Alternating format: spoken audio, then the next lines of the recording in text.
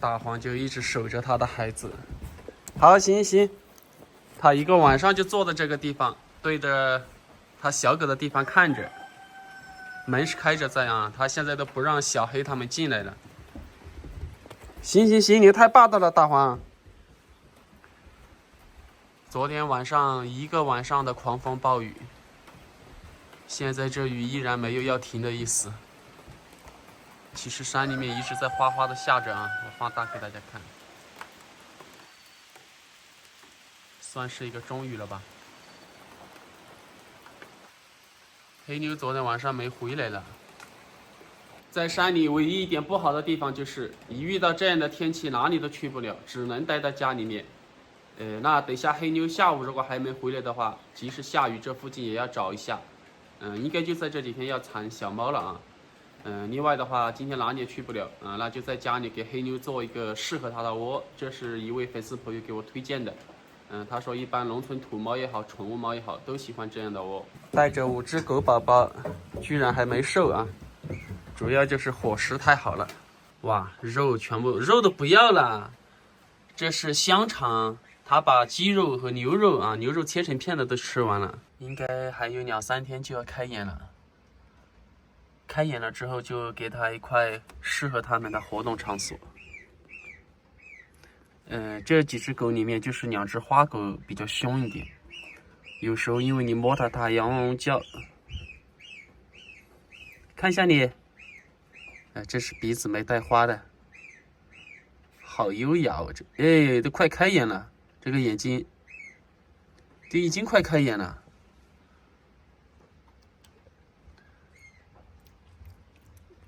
这只是鼻子带黑点的。大小都差不多啊。哇，毛茸茸的。这只稍微小一点，其他都差不多。很后悔放龙虾了。把睡莲啊，有的都咬断了。到时候要清理出去一点。你很孤独吧？啊！来！之前很怕我，现在的话居然让我摸了。他现在怕的原因是大黄过来了，他受到危害了，他就向我旁边跑。哇，我的水草遭殃了。昨天把我的水草全部弄倒了，我又重新把它扶起来了。现在不怎么怕我了，之前好怕我，可能他需要一个伴吧。哦，来，哦，好，别怕。赶紧给你买一个伴啊！我上次没买到合适的，抱歉啊。买一个比你更勇猛的来保护你，好不好？之前我一靠近马上就跑了，现在他居然喜欢往我身边扎了，说明他很孤独啊。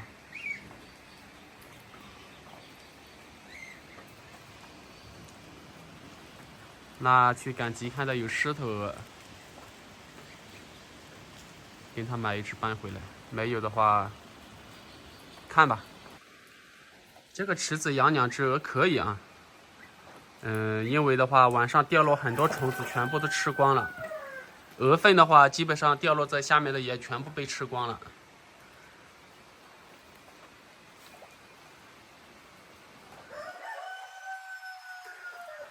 这是睡莲遭殃了，龙虾到时候还是要清理出去。用这个废纸箱给黑妞做一个产房。原理很简单啊，就是把这个封起来，然后再钻一个口。那我现在看一下口钻的哪个位置。这个太小了，就把它拿掉，因为这个一封的话就剩一点点了。这样挺不错。那就这样封吧，这里转一个圆圈，然后的话里面就是保持黑暗的环境了。刚才试了一下这种纸箱，这种纸箱更厚一点，那它保温效果应该会更好一点。大小的话也刚刚合适啊，这就是一个装水果的。剪一个缺口吧。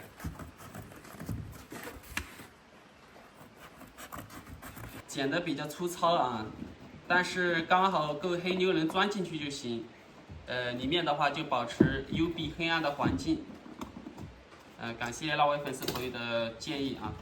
这样一封起来了之后，这个圆洞啊，黑妞应该是可以出入自由。这个地方有这么高呢，就是防止猫宝宝这样爬出来。一个简易的猫窝就做好了，那就看黑妞喜不喜欢吧。刚刚好，再把这个毛巾把它塞下去，让它缠子缠在里面。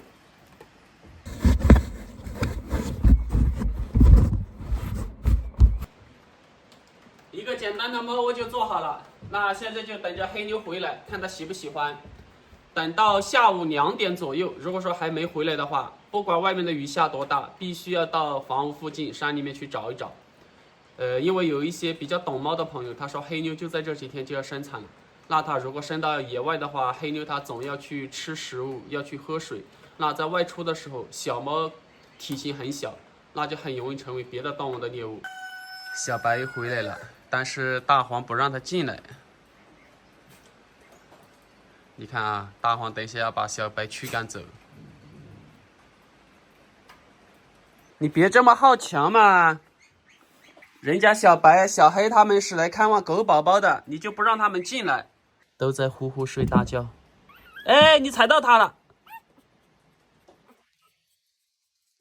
哇，现在大黄特别凶，还好这几只小狗都养到胖胖的。它在为它清理便便。好啦，不打扰你们一家了。映山红都落了一地。很红啊！咪咪，过来，咪咪，你这个咪咪都瘦了。黑妞去哪里了，咪咪？你现在越来越不听话了，你就，哎，老六，你头上怎么有血啊？你和谁打架？老六，我检查一下伤口。等一下，等一下，你个老六啊，哇，真的是被咬的。谁下嘴这么狠呀？老六，你跟我说，我为你撑腰。这个老六啊，整天和他们打架，你等2个月吗？你现在还小吗？啊，你个老六，等2个月不行啊？你看我人在这里，小白他都不要。这是狗粮拌饭，里面是香肠和饭一起煮的。你不饿吗，小白？好好，我走啊。我走了，你要来吃哦。慢点吃，老六。房子在山那边，然后从那上面找下来的，都没有发现黑妞的影子。找到茶园这里来了，希望在茶园里能找到黑妞吧。大黄很奇怪啊，今天就一直守在这里，不让任何一只狗进来。奇怪的是，那几只狗也很配合啊。你不让我进来，我干脆就不来了。黑妞的话，刚才在这房屋附近全部都找了一遍。一般那几只狗，黑妞、咪咪啊，它们不在家的话都不去远，都在这房屋附近。之前咪咪失踪1、2天，黑妞失踪几天，基本上你呼唤它啊，它都能回应你。但是今天我找了都没有回应，我在想，要不然就是和大黄有关系啊，大黄不让它进来。可能生猫宝宝的可能性可能更大啊。可能它生了猫宝宝了，回应我了，可能暴露位置了还是什么？那等一下啊，下午还要去找一下。换了件衣服，刚才衣服都湿透了。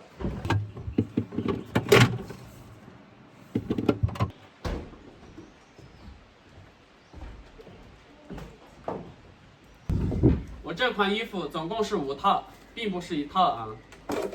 特别是夏天，我特别爱出汗。有时候一天都换2套。春季就是这样，雨水特别多。我也喜欢下雨天坐在这里喝茶的这种感觉。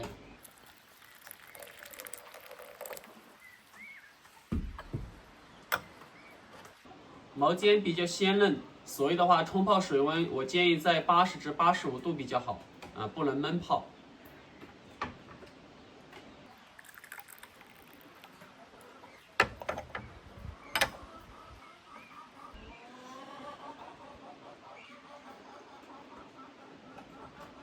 天又黑了啊，等一下可能会有一场大暴雨要过来。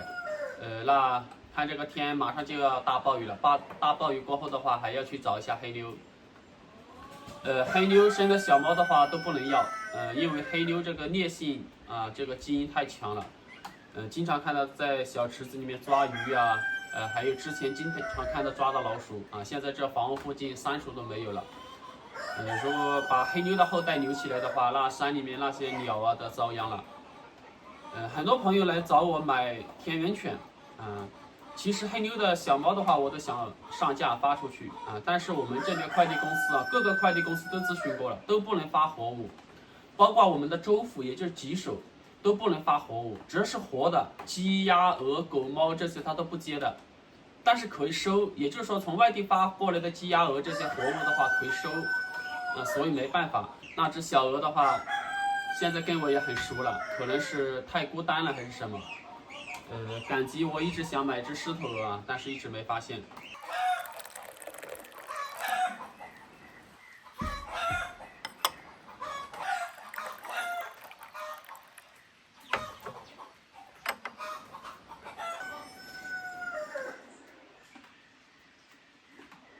大黄生的这几只小狗，我全部会养起来。